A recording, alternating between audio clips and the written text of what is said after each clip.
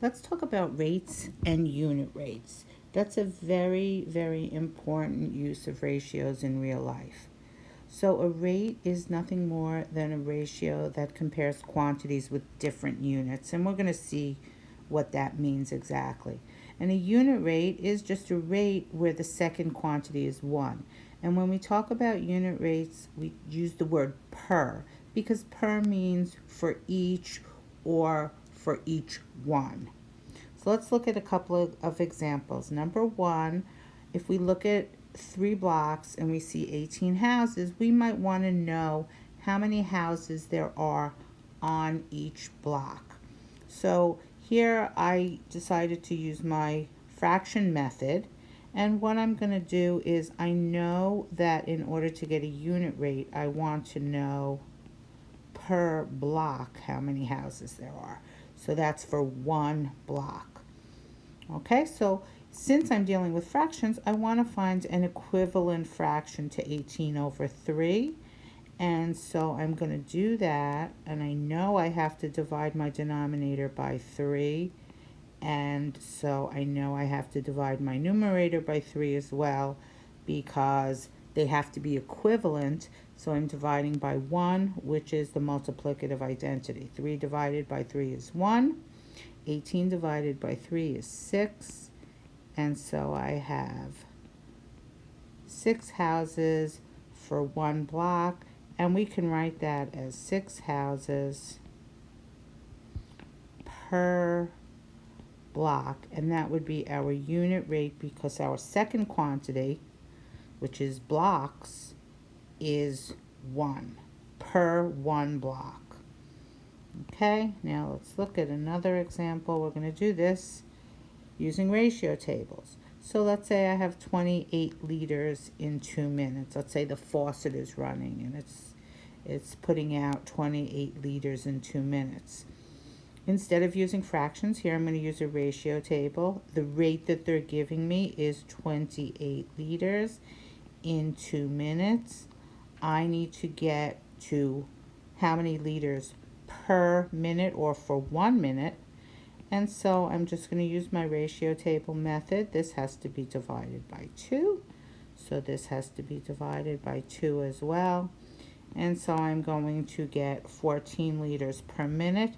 And I'm going to show you a different way to write that. I can write it like this. I can write it using the word per, but I can also write it with a slash. Per minute. So that's also how we sometimes see unit rate. So the first example was 6 houses per block. This is 14 houses per minute. Okay, let's look at one more example.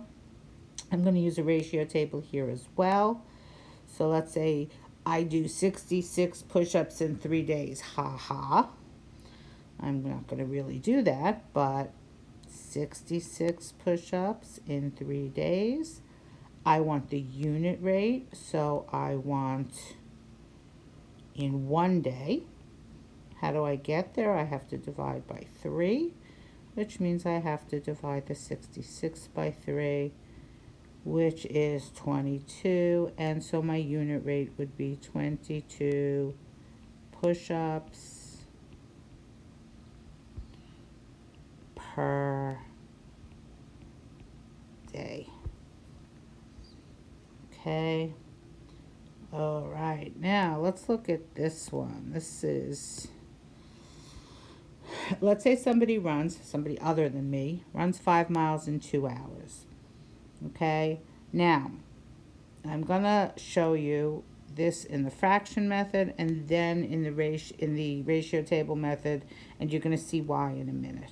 All right. So I want to know per hour or in 1 hour. Okay, so what do I have to do? I have to divide.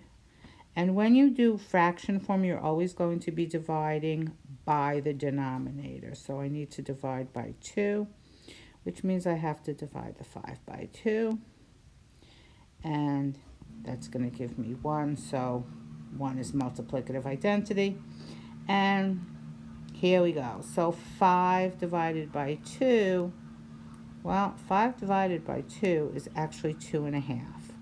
So I can do this. I can put 2.5. It kind of looks funny in fraction form. But remember, it's not really what we think of as a fraction. It's the fraction form of a rate. So when I write it, I'm going to write 2.5 miles per hour. And when we talk about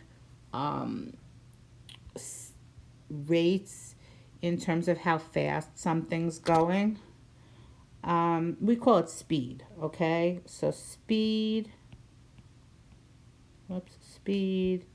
is a unit rate. And we can write 2.5 miles per hour. Okay, that's sometimes how we write speed. Now, if you're uncomfortable putting a decimal in the context of a fraction, again, you can always do it in a ratio table. Let's say I go 50 miles in 5 hours. Okay, I have to divide because I want the time to be 1 hour, so I have to divide by 5. And then I have to divide this by 5. So I'm going to get 10, right? 50 divided by 5 is 10. And so that's 10 miles in 1 hour, or 10 miles per hour. Okay, so there are different ways to do it. There are different ways to express it. But just keep in mind that a unit rate always has the second quantity being 1.